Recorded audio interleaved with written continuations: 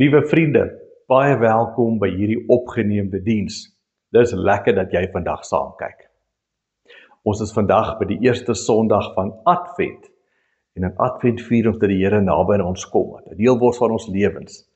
En mag jy ook iets daarvan beleef, as jy na hierdie uitsending kyk.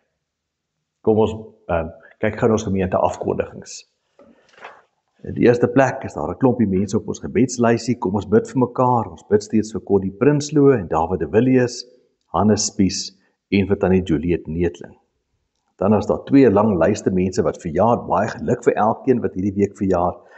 Mag dit 'n heerlike verjaarsdag wees en 'n baie geseënde jaar wat voorlê. Neem kennis van ons Desember eredienstye. Volgende Sondag, die 7de Desember, is ons laaste gewone aanddiens. Want daarna was dit net oggenddienste, elke oggend 9:30. Die Kersdiens is 8:00 die oggend en die Oujaarsaanddiens is 7:00 in die aand. Sien jou daar. Dan ons eerstejaarskamp is ons volgende groot projek. As jy van iemand weet wat volgende jaar kom studeer by Tikkies of 'n ander plek, bring hulle kamp toe. Dis die kamp van jou lewe. Al die inligting is beskikbaar by ons skakels. Kyk gerus daar as jy ietsie wil sien van die program of eredienstye. Alles is online beskikbaar. Baie dankie vir almal wat bydraes gee. Jy kan steeds 'n dankfees bydra maak en maak asseblief ook jou gewone maandelikse bydrae en kollekte. Dit help ons om die bediening aan die gang te hou. Dis dan die afkondigings. Kom ons word stil vir 'n adventgebed.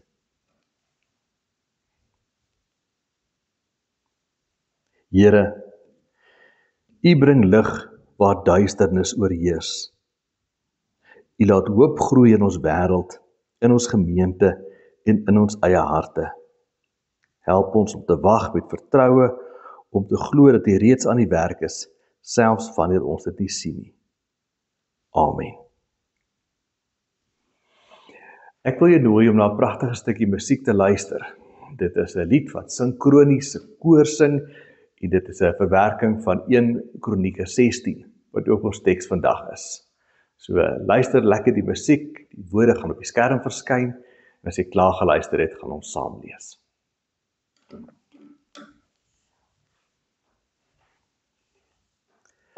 Nou vriende, ek het onlangs hierdie sinkronies lied gehoor, en dit het my diep geraak. Die woorde was vir my verskriklik mooi. En ek moes eers die teks gaan soek het, toe ek agtergekom, dit is 1 Kronieke 16.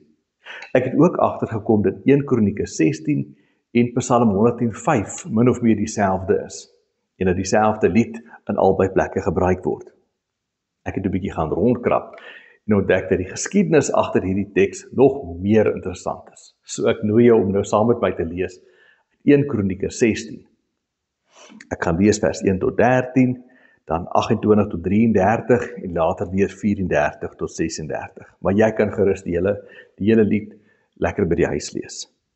Ons lees saam. Die Lewiete het die ark van God ingebring en dit neergesit binne in die tent wat Dawid daarvoor opgeslaan het.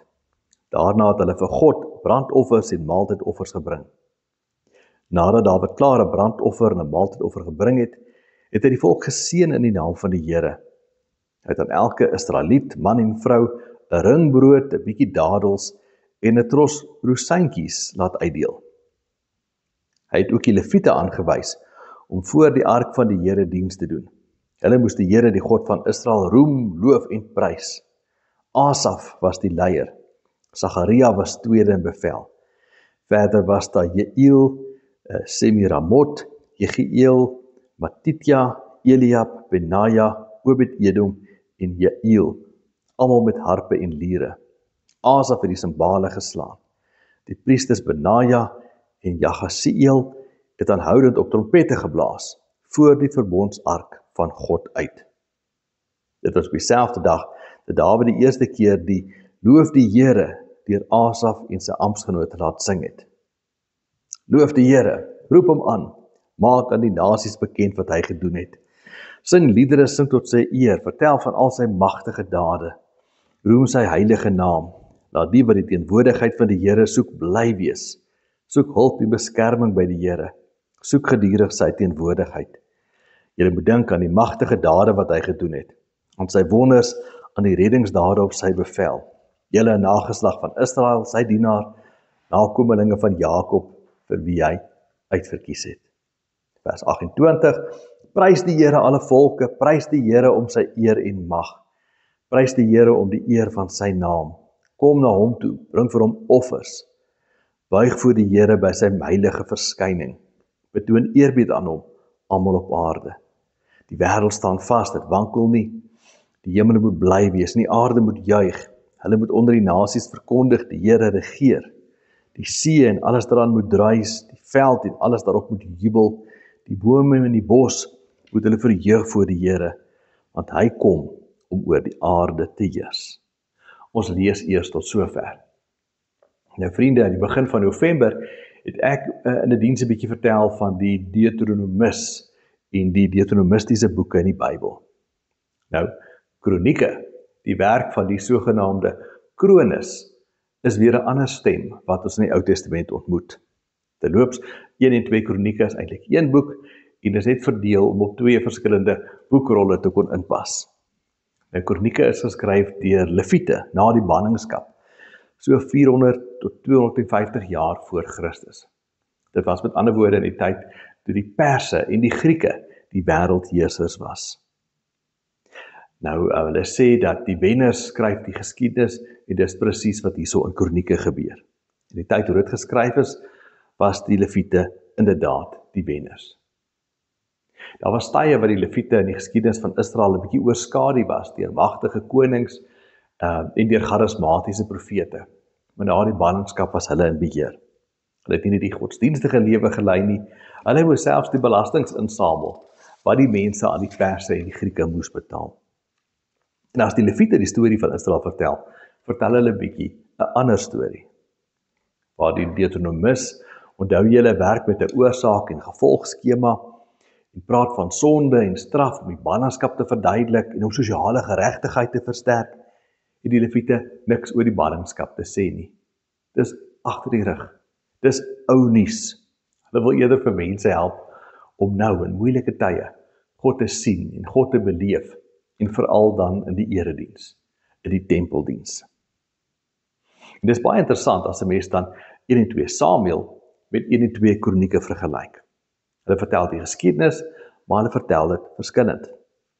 Die Deuteronomus wat Samuel geskryf het, en die Lewiete wat Kronieke geskryf het, vertel die storie op verskillende maniere. Hulle beklemtoon verskillende goed en laat ander dinge uit.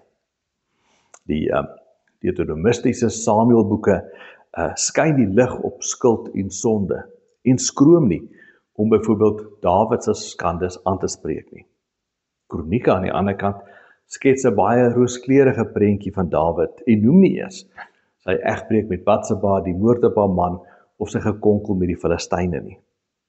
Nog 'n verskil is dat Kronieke maak nie veel van die geskiedenis van Israel van die Noordryk nie. Julle sal onthou dat die Deuteronomiese teologie kom eintlik van daar af, maar Kronieke fokus meer op Jerusalem, want dis wat vir hulle belangrik is. Die teksgedeelte wat ons vandag gelees het, sien ons nog so verskil raak. Hierdie lied is deel van die langer arkverhaal. En ons kry min of meer dieselfde storie in 1 en 2 Samuel. Want Kronieke word die gewone storie onderbreek om eers te vertel van die Lewiete en van hulle kore en hulle musiekinstrumente, noem sommer hulle name, want dit is eintlik volgens Lewiete, dit is waaroor alles gaan. Kom ons kyk 'n bietjie mooier. Nou julle onthou nog die storie van die ark. Nadat die Israeliete die woestyn getrek het en die intog in die beloofde land geneem het, het hulle die tabernakel, die tent van ontmoeting, opgeslaan in Silo, wat destyds die hoofstad was. Die ark is staan gemaak binne in die tabernakel. Maar toe kom Eli, die priester, en sy 2 onbeholpe seuns, Hofni en Pinias, en hulle besluit om in 'n veldslag met die Filistyne die ark saam te vat. Hulle het gehoop dat as die ark op die veldslag is, sal dit vir hulle 'n bietjie geluk bring. Maar die ark is nie 'n gelukbringer nie, en God laat hom nie manipuleer nie, en so wen die Filistyne die oorlog, en hulle vat die ark saam met hulle. Die Filistyne het toe die ark in die tempel van hulle god Dagon neergesit. Die volgende dag toe dit daar kom, toe die beeld van Dagon omgeval. Hulle tel Dagon toe weer op. Die dag daarna toe hulle weer daar kom, het Dagon se beeld weer omgeval. En hierdie keer is sy kop en arms afgebreek. Toe besluit die Filistyne hulle wil van die ark ontslaa raak.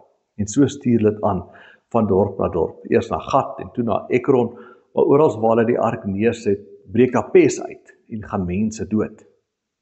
So besluit hulle om die ark maar terug te gee vir die mense van Israel en bring hulle die ark toe nou na 'n plek met die naam van Bet-Semes. Maar die mense van Bet-Semes is nuuskierig en hulle loer binne in die ark en so gaan 'n klomp van hulle toe ook dood. Die ark word weer geskuif. Uiteindelik het hulle die gevaarlike ark neergesit in Kirjat Jearim, waar dit gestaan het tot met die tyd van Dawid. Toe Dawid toe nou koning word, besluit hy die ark moet terugkom Jerusalem toe. Julle onthou die storie, hy stuur toe 'n ossewa om die ark te gaan haal. Langs die pad het een van die osse gestruikel en die ark het gekantel en Usia het sy hand uitgesteek om die ark regop te hou en hy het toe ook morsdood neergeslaan. Dawid het so groot geskrik dat hy besluit het om die ark eerder na die huis van Obed-Edom te stuur, want hy was nou 'n bietjie bang vir hierdie ark. En so vra die arkverhaal dan 'n belangrike vraag. Hoe maak 'n mens voor so geweldige, dalk 'n verskriklike God? Hoe oorleef ons voor God? Hoe kan ons dit waag om naby aan hom te kom? Wat wil God van mense hê? Wat beteken 'n verhouding met God? En dis hier waar die kronieke dan 'n antwoord gee. Hulle sê, stel sangers aan, bring fluitte en simbale, blaas op die trompette. Dis die enigste manier hoe ons God se grootheid kan antwoord. Ons moet God verheerlik en ons moet sy lof besing. En as die Lewiete die ark na Jerusalem toe bring, als besingend en spelend, Dawid dans voor die ark, is daar nie moeilikheid nie. Alles loop glad. Dit was toe al die tyd. Die manier hoe om God en sy ark te benader. God is nie 'n gelukbringer nie. God is nie 'n trofee nie, maar hy is die allerhoogste God. En hy moet besing en aanbid word. So vriende, die Lewiete verduidelik dan in hulle kronieke, dat ons enigste reaksie op God moet wees om God te loof en te prys. Nou die wonderlike Nederlandse teoloog Stefan Paas stem saam. Hy sê dis eintlik ons werk op aarde. Die kerk en ons Christene is nie hier om in die eerste plek die wêreld te verander of om die kerke vol te maak of mense tot bekering te bring nie. Dis alles goed en wel. Maar ons is eintlik hier om God te verheerlik. Die kerk is 'n doxologiese gemeenskap. Ons is die mense wat God dag en nag besing. Dit is baie mooi om te sê, maar mens wonder nou, hoe doen jy dit? Hoe kan ons God verheerlik en besing? Wat beteken dit om soos die Lewiete God te aanbid? In die eerste plek beteken dit dat ons moet terugkyk. Dat ons God se groot dade en liefde moet onthou. Die Lewiet Asaf en sy stamgenote het ons gelees. Hulle onthou in hierdie lied God se magtige dade. Hulle onthou God se beskerming. Hulle onthou God se teenwoordigheid. En so sing hulle dat God die aardsvaders gekies het, dat God 'n verbond met sy volk gesluit het, dat hulle deur die woestyn gelei het, van hulle vyande beskerm het, uiteindelik die beloofde land ingelei het. 1 Kronieke 16 is 'n wonderlike lied van onthou. En as ons die Here vandag wil verheerlik en besing, dan moet ons ook onthou. Ons moet veral onthou dat die Here ons gekies het, sonder dat ons iets gedoen het om gekies te word. Dat die Here ons liefgehad het, net omdat hy wou. God is nie goed vir ons, omdat ons dalk iets gedoen het om dit te verdien nie. Dis miskien wat die Deuteronomus sou sê. God is goed vir ons, omdat hy eenvoudig liefde is. En daar is niks wat ons kan doen, om God se liefde en genade te verloor nie. Dit hang hoegenaamd nie van ons af nie. Hierdie vrye genade van God, dis die basis van ons verhouding met hom. Dis die lied wat ons moet sing. Ons verheerlik God nie om iets te reg te kry, of iets te wen wat ons dalk dink belangriker as God mag wees nie, soos om dalk goeie mense te wees, of die wêreld te verander nie. Ons reageer net op God se genade. Partykeer sal mense sê dat as jy God besing, dan word jou geestelike lewe versterk, of dan sidder die bose, mag so wees, maar dis nie hoekom ons dit doen nie.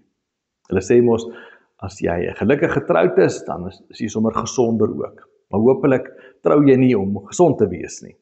Op dieselfde manier. kan dit vir jou geestelike lewe goed wees om God te verheerlik.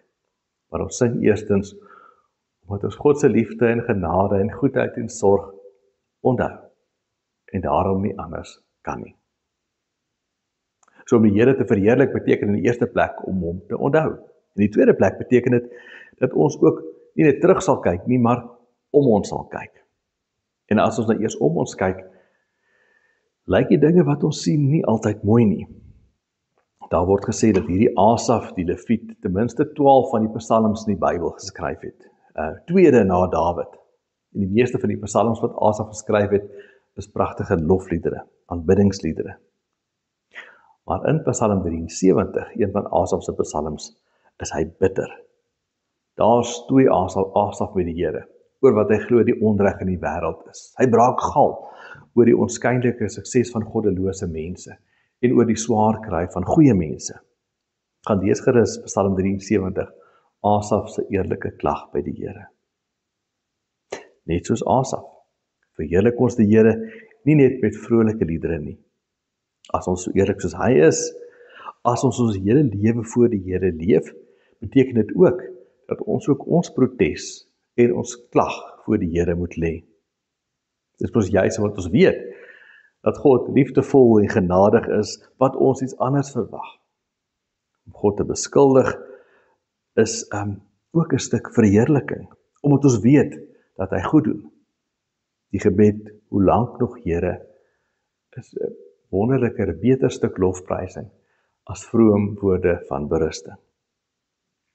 So ons verheerlik die Here deur om ons te kyk en te sing en te sug oor wat ons doen, oor wat ons sien, deur om te dank en te kla oor die wêreld om ons, om te protesteer oor die geweld teen vroue en kinders, waarvan Charlotte laasweek gepreek het.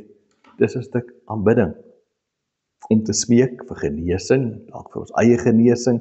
Môre is ook Wêreldvigsdag, is ook 'n deel van ons loflied aan die Here, want ons weet hy kan, ons weet hy is goed, ons verwag iets anders. Nou as ons teruggekyk het en om ons gekyk het, die derde plek, aanbid en verheerlik ons die Here om vorentoe te kyk, die toekoms in. Asaf, so sê 2 Kronieke 29 vers 31, was ook 'n siener. In hierdie gedeelte, in 2 Kronieke 29 verwys koning Hiskia na hom as Asaf die siener. So daar moes 'n tradisie gewees het rondom Asaf, dat hy nogal verder kon kyk. 'n Lofprysing nooi ons om saam met Asaf 'n bietjie verder te kyk. Ook iets soos sieners te wees. 'n Kollega het my geleer dat ons as Christene eintlik met 'n ander bril na die wêreld kyk. Ons sien dinge raak wat ander mense nie sien nie, juis omdat ons weet dat die Here werklikheid is, dat hy aan die werk is in ons wêreld en in ons lewens. Daar's meer aan die gang in die wêreld as wat ons dadelik besef. Dis die hele boodskap van Openbaring. Aan die ander kant kyk ons dinge mis wat ander mense bang maak. Ons hoef nie met vrees te lewe nie, omdat die Here ons vashou en omdat ons in sy hand is. En omdat ons anders kyk, kan ons dan waag om anders te doen. Kan ons waag om die ander wang te draai, om ons vyande lief te hê, mekaar te vergewe of om met mekaar te deel. Die Here, die God wat wonders doen, is deel van die prentjie, is deel van die werklikheid. Vriende, ek dink daar's 'n rede hoekom die Leviete en Kronieke so mooi oor Dawid skryf. Want hulle weet Dawid is in sy wese ook 'n sanger en 'n musikant en 'n danser. Met al sy foute het Dawid geweet wat hy moet doen. Dat hy die Here moet besing, soms met lofliedere, ander kere met klaagliedere. Maar kom ons val by Dawid en die Leviete in. En kom ons sing dan juis in hierdie tyd ook vir ons Here en van ons hoop op hom. In die laaste verse, vers 34, onthou Dawid en Asaf. Loof die Here want hy is goed, aan sy liefde is daar geen einde nie. Vers 35, kyk hulle om hulle en smeek hulle. Julle moet sê, red ons o God, ons verlosser, maak ons by mekaar, red ons van die nasies, dat ons u heilige naam kan loof en ons in u lof kan verheug. In vers 36 kyk hulle die toekoms in. Aan die Here, die God van Israel, kom die lof toe, van ewigheid tot ewigheid. Toe het die hele volk gesê, Amen, prys die Here. Kom ons sê ook vandag, Amen, prys die Here. Amen. Kom ons bid saam. Here, so aan die einde van die jaar is daar baie dinge wat in ons gedagtes aangaan, baie waarvoor ons dankbaar is, dinge wat voorlê, waarvoor ons bly is, dinge waarvoor ons bang is. Help ons, Here, om ook saam met Dawid en Asaf en die Lewiete in die koor in te val, en U te loof en te prys, om U lofliedere te sing, om U te verheerlik. Mag ons hierdie dae terugkyk, Here, en onthou en raak sien U groot liefde en sorg vir ons. En mag ons liedere daaroor sing. Mag ons, as ons op ons kyk, ook ons klag voor U bring, Here. Eerlik met U praat oor die dinge wat vir ons sleg is, dinge wat vir ons moeilik is, dinge wat vir ons seer is, dinge wat onregverdig is, ook met die verwagting, Here, dat U ingryp, dat U 'n verskil maak. Help ons om verder te kyk, Here. Die toekoms in te kyk en U raak te sien. Te weet, U is aan die werk, U is aan die kom, U is die bron van ons hoop. Help ons om so 'n doxologiese gemeenskap te wees. Maak ons in hierdie tyd die mense wat U besing, dag en dag, U loof en prys. Amen. Vriende, dankie dat jy na die uitsending gekyk het. Jy kan jou bydrae maak met die snapscan aan die einde. Ontvang dan nou die seën van die Here. Die genade van ons Here Jesus Christus, die liefde van God en die teenwoordigheid van die Heilige Gees sal by jou wees. Amen.